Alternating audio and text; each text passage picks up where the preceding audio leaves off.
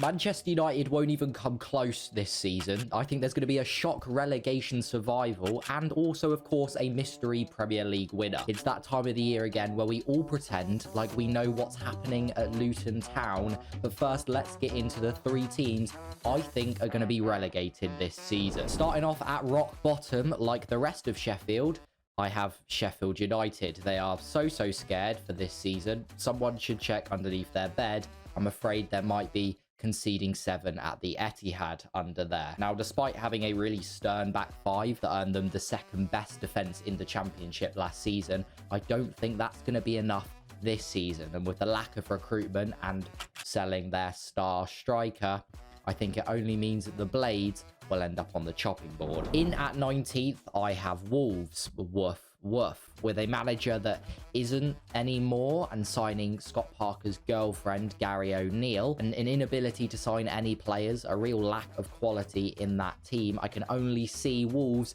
losing their bite and ending up in the Championship next season. And finally, slipping into the relegation zone, perhaps in the final weeks of the season, for me, I have Everton. If you walk that tightrope enough times, eventually you're going to fall. I fall most times, but that's due to a lack of balance and an iron deficiency. I think the fact that they've not brought in enough quality, apart from Dan Juma, really, and quality has left the club with Tom Davies, Ellis Sims, Connor Cody, all leaving the club this summer. I see the blue side of Merseyside ending up in the Championship. Right, let's get into the middle chunk of the Premier League table so we can start, getting towards the juicier stuff at the top. Now, you may have noticed I've not said Luton Town yet, and in a world where you can be bold, why not be? Similar things have been said in reaction to my hairline, but that's because I think Luton Town are actually going to survive this Premier League season and stay for another year. Now, a lot of people are saying that they're going to pick up the majority of their points at home and make that place a fortress. That actually doesn't line up with how last season went for Luton Town, as they picked up pretty equal points both home and away. Actually, I think they're going to be dragging the likes of Bournemouth, Wolves, Everton, Nottingham Forest into dogfights next season, and that is where they'll get the majority of their points and survive. In at 16th and 15th, the 2 most riveting positions, I have Nottingham Forest and Bournemouth. Now, if things go wrong for both of these teams, they could see themselves in the relegation zone come November or December. But I just have that little bit more confidence in either of the 2 managers, especially Iriola, that both of these teams are going to survive second season syndrome and have a comfortable finishing position come May. Burnley, for me, stake a real solid claim to stay in the Premier League another year and end up finishing in 14th. It'll be a really successful first season in management at the top flight for Vincent Kompany, and they'll survive without any qualms. Qualmless. No qualms in sight for Burnley. Now for the sort of mini league between 13th, 12th and 11th. In 13th, I have West Ham. Now, David Moises does look like he's on his last legs, and he could also lose his job at some point this season. But even if he does go, I have confidence in West Ham bringing in a manager that can secure them decent safety. They have a lot of talent in their squad, along with the good additions that they brought in this summer. They're bringing proper English football back, and their German sports director hates it. Whatever you do, don't be in the splash zone of Danny Dyer this season.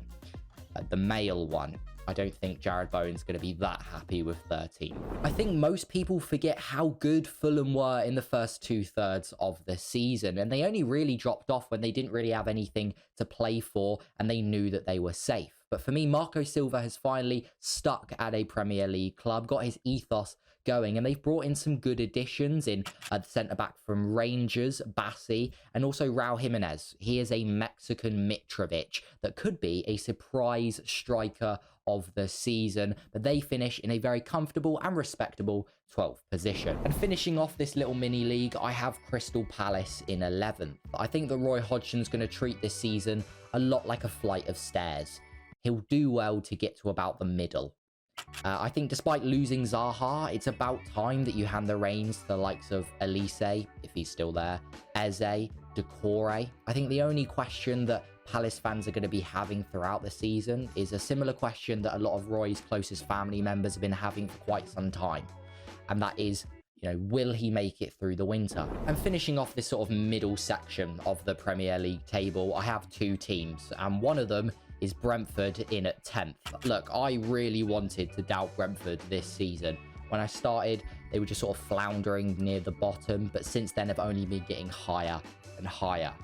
Similar stuff has been said about Thai massages, allegedly. But look, the point is, I can't disregard the coaching and the recruitment at that club. They are so well run, and I think they're going to have another really successful season in the Premier League, despite losing Tony to Betfred. And in at 9th, I have Tottenham Hotspur. Look, do you want me to be really honest and speak for most fans that aren't Spurs fans?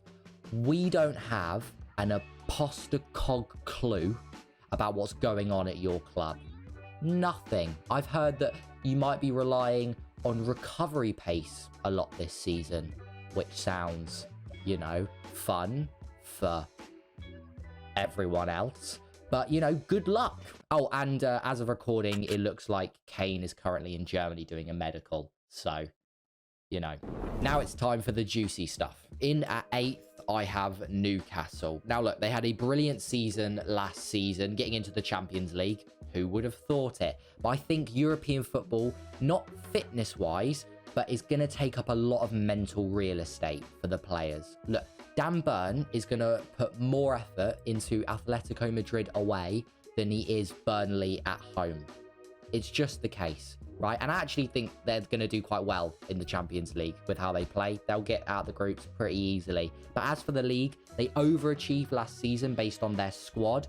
And I think they're just coming back down to around that level. And they haven't improved in the transfer market for me enough for me to see them getting any higher than 8th. And I actually have a similar reasoning for having Brighton in at 7th. A big emphasis on European football, and once again, they overachieved last season. And the spine of that success, the likes of McAllister, Caicedo, Levi Colwill, they're all gone. So it doesn't matter which Peruvian accountant you hire to play left back next season, you don't become an established top 6 team overnight. I think 7th is a really good spot for De Zerbi and his men, and of course I think they're going to do decently well in Europe. In at 6th, somewhat disappointingly, I have Chelsea. Now, as I talk, there's 1,000,001 transfer rumours circulating the club at the minute, so in 2 hours time I could think they could win the league.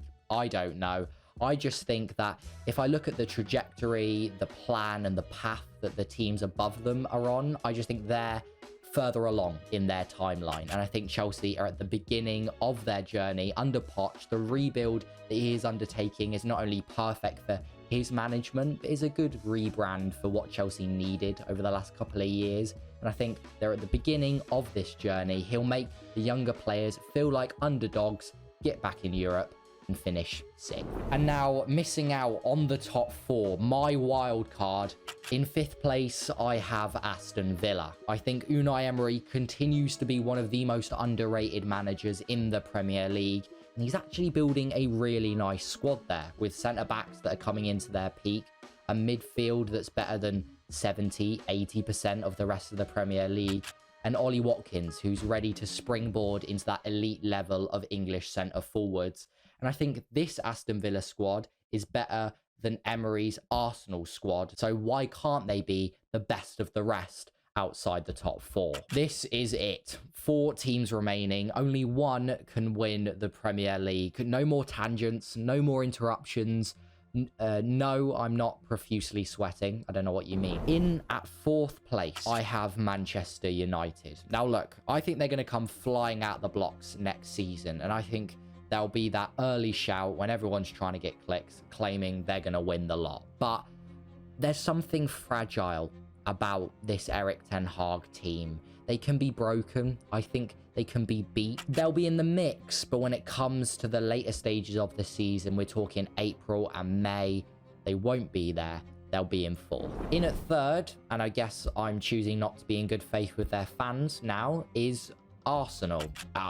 There just seems something very mechanic about how Arsenal play. And Man City have been praised for that exact same thing for the last couple of years. But for Arsenal, it seems almost predictable. And I think they're going to be worked out a little bit this season. And They've improved massively over the transfer window, so it does seem odd that I'm putting them third. I get it, but I think they're going to be worked out. And there is no doubt they have flimsiness when it comes to the crunch end of the season. And I think the top 4 is far more competitive this year than it is last year. That leaves them in third. I'm not gonna lie, the majority of this video, some of the jokes, it's been scripted, right? I've got the notes on my computer next to me. This bit isn't. I'm gonna be saying this one time and one time only. There's 2 teams left. We both know them. And one of them, I should say, one of them would be sensible to say and would probably make me right. But you've watched so many of these videos. So many people predicting this person's going to win the league. They're going to win the league.